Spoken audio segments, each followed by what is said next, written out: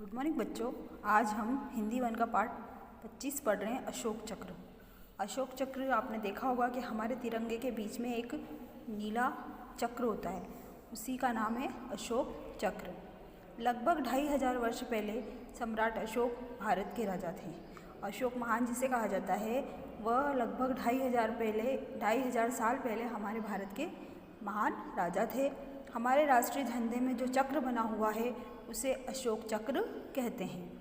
इस चक्र में 24 तीलियां हैं। यह चक्र सम्राट अशोक के नाम से जाना जाता है। इसे मतलब हम कहते हैं अशोक चक्र। सम्राट अशोक का राज्य सारे भारत में तो था ही, आसपास के कई देश भी उनके राज्य में सम्मिलित थे। मतलब पूरा भारत जो था, अखंड भारत उनका राज्य था, और उसके अलावा आसपास के कुछ छोटे देश भी उनके राज्य के अंतर्गत आते थे। आजकल जिसे हम पटना कहते हैं, उन दिनों यह नगर सम्राट अशोक की राजधानी पाटलिपुत्र के नाम से प्रसिद्ध था। अशोक बहुत बुद्धिमान और साहसी राजा थे। सारे भारत में उनका राज्य था, परंतु कलिंग का राजा उनके शासन को मानने के लिए तैयार नहीं होता था। कलिंग मतलब उड़ीसा में।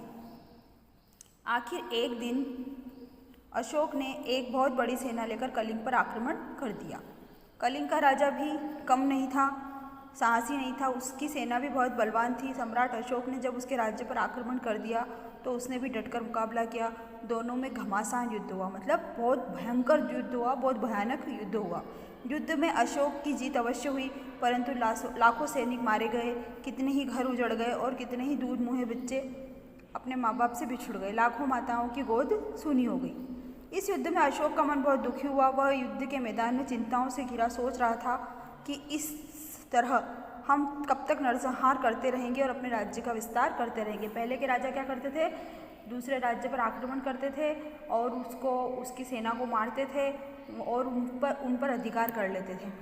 जब अशोक ने देखा कि उसके चारों तरफ लाशें बिखरी हुई हैं, बहुत सारे लोग मारे गए हैं, बहुत सारे लोग अनाथ हो गए हैं, औरतें विधवा हो गई हैं, उनके बच्चे मर गए हैं, तो उसे बहुत दुख हुआ और उसने सोचा कि हम ये क्यों कर रहे हैं, हम क्यों लड़ रहे हैं, अपने राज्य के लिए हम क्यों लड़ रहे हैं, मतलब राज्य को बढ़ाने के लिए हम क्यों लड़ रहे हैं। उसी समय 2-3 बौद्ध भिक्षु सो आए और अशोक को उपदेश दिया। महाराज अशोक, दुख और चिंताओं से मुक्ति पाने के लिए महात्मा बुद्ध की शरण में जाओ, शस्त्र त्याग दो और हिंसा पाप है। मतलब किसी को, दूसरों को दुख पहुंचाना, दूसरों को मारना, ये हिंसा कहलाती है और ये पाप है। सम्राट अशोक ने उसी समय संकल्प किया कि वह युद्ध के द्वारा अपने राज्य का विस्तार नहीं करेगा और सारा जीवन धर्म और मनुष्य की सेवा में बिताएगा। तभी से वह बौद्ध धर्म को मानने लगे। उन्होंने अपने पुत्र महेंद्र और पुत्री संघमित्रा को धर्म प्रचार के लिए लंका भेजा। मतलब भारत के पड़ोसी राज्य था लंका, वहाँ पर उन्होंने बौद्ध धर्म का प्रचार करने के लिए अपने पुत्र और पुत्री को भेजा। धर्म प्रचार के लिए अशोक ने कई स्तूप और स्तंभ बनवाए, उन पर अच्छे अच्छे उपदेश खुदवाकर जनता को धर्म पालन करने की शिक्षा दी। वे स्वयं बौद्ध धर्म के तीर्थ स्थानों की यात्रा करने जाते और कई देशों में बौद्ध धर्म के प्रचार के लिए उन्होंने सैकड़ों आदमी भेजे। मतलब बौद्ध धर्म को फैलाने में और उनका प्रचार करने में अशोक ने बहुत योगदान दिया। वे भिक्षुओं को हर प्रकार की सहायता देकर बौद्ध धर्म का प्रचार प्रसार के लिए भेजते थे।